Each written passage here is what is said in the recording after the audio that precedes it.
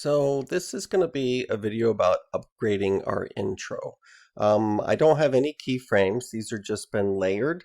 So what I want to do is move both of those text titles up above to make a gap so that I can bring another one of my backgrounds in. Not sure which one. I'm just going to grab one at random here and put it in. And now we're seeing that one instead of the one that's below.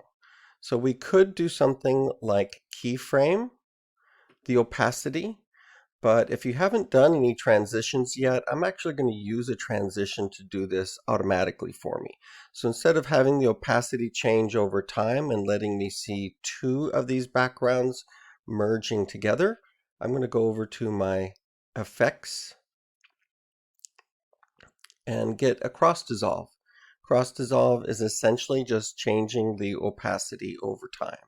So as you can see here, it's fading in, and that means that this one on the video 3 track is visible instead of the one below it. At the beginning, its opacity is 0. You're not going to see those numbers change here, but that's what the cross dissolve does. So I'm going to take that cross dissolve and just extend how long it lasts. So now over the 5 seconds, it's slowly going to fade into 100% so that we've got a constantly changing background. And again, we can use these to automate what we would otherwise use keyframes. One of my favorites for titles like My Favorite Things and my name there is to use the push. So notice how it doesn't appear until I'm in a place where it can be placed. Right there. So now that I've got a push here, it's pushing in from the left side. If I select that push and the effect controls are on, I can see that it can come from 4 different directions. Right now it's coming from the left.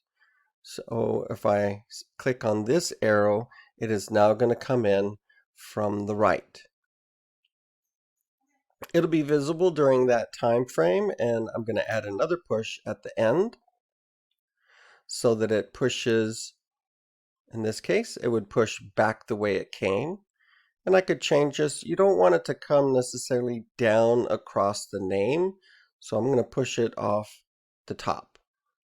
So again, it comes in from the left thanks to that push, and then it leaves going upwards.